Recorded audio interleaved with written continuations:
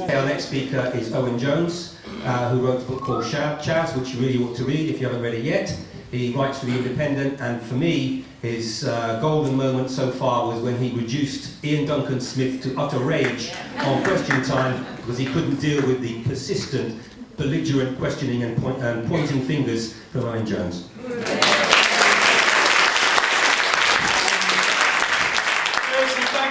Firstly, I just want to say it's great to share a platform again with you, Carol. We did a few months ago, and to support your struggle for justice, and also, of course, not forgetting the up to 1,500 people who have died following police contact since 1990.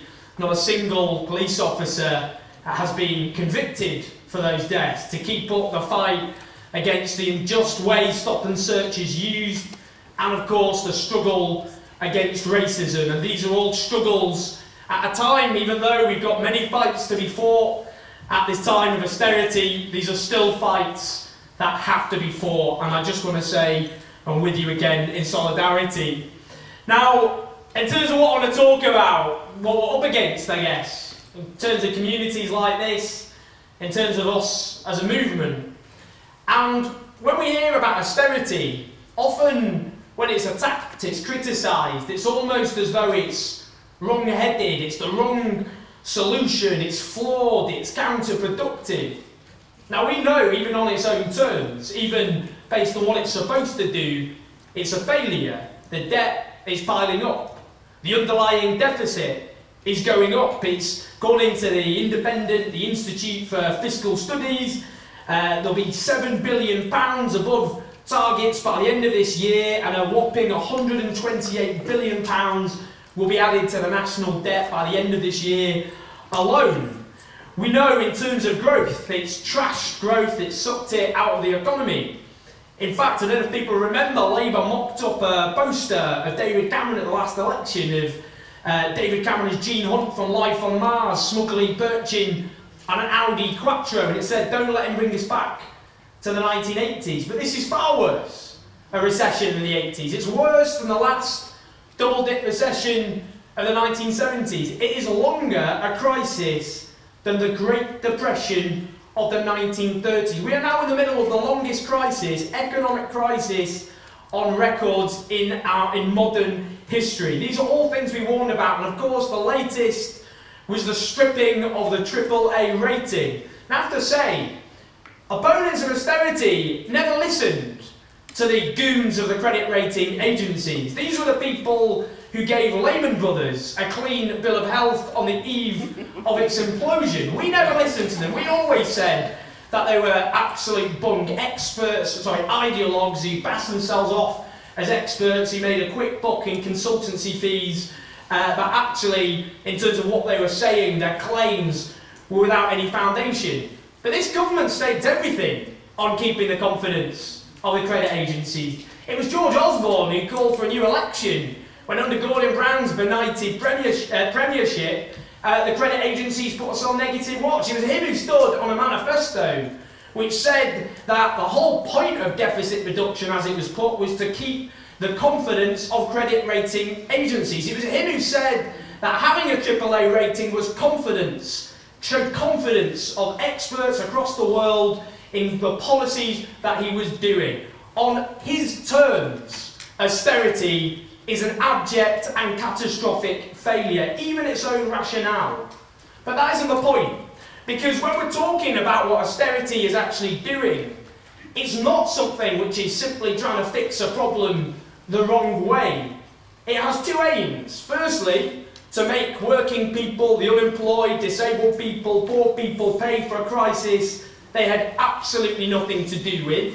And it is also an opportunity to do things which this Tory party always wanted to do, but never thought they could otherwise get away with.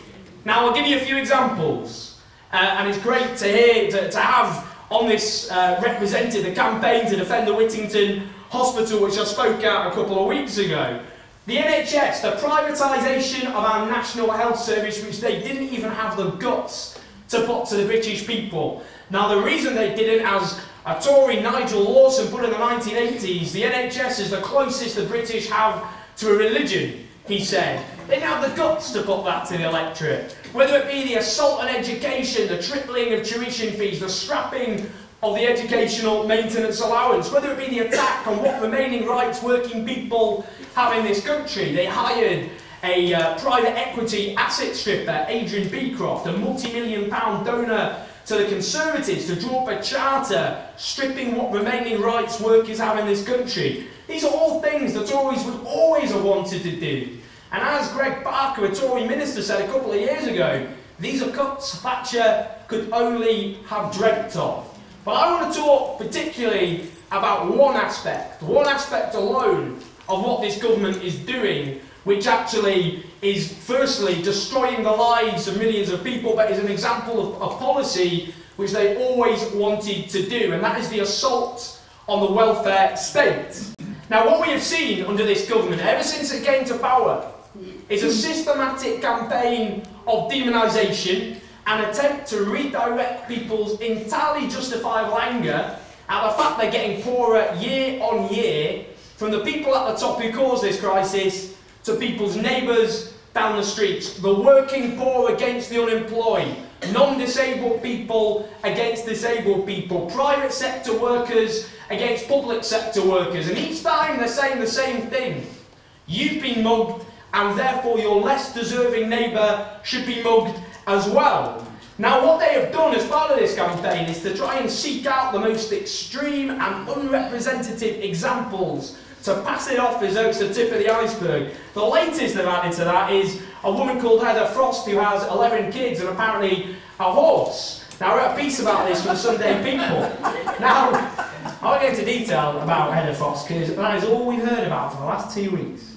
I won't go into the details about the fact they had a dad in work who left them, about the fact the daughter herself is paying for this bloody horse, which will probably end up in a burger at some point anyway.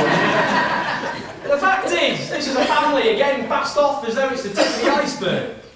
Now, there are 1.35 million households in this country in which at least one adult claims out-of-work benefits. Do you know how many families of above 10 there are of those people in this country? It's not 500,000, it's not 200,000, not 50,000, it's not 1,000, it's 190. And I think by now, each and every one have had their own reality TV show or double-page spread in the tabloid newspapers. They are hunted down to show as though they are the tip of the iceberg. The reality, instead, is all but airbrushed out of existence. Like the fact Costa Coffee opened a branch in Nottingham with 8 new jobs advertised. Do you know how many people applied for those 8 new jobs? 1,700 people applied for 8 minimum wage jobs in Nottingham. Now, another example, the Josie Roundtree Foundation. They revealed a few weeks ago that for every single job in retail, in supermarkets and shops, 66 young people are applying for each and every single vacancy. Most aren't even hearing back, as it turns out, when they send in their CVs. That is the desperation we have out there, and it is all but airbrushed out of existence in favour of the most extreme and unrepresentative scroungers dribbling on couches in mansions made out of widescreen television sets.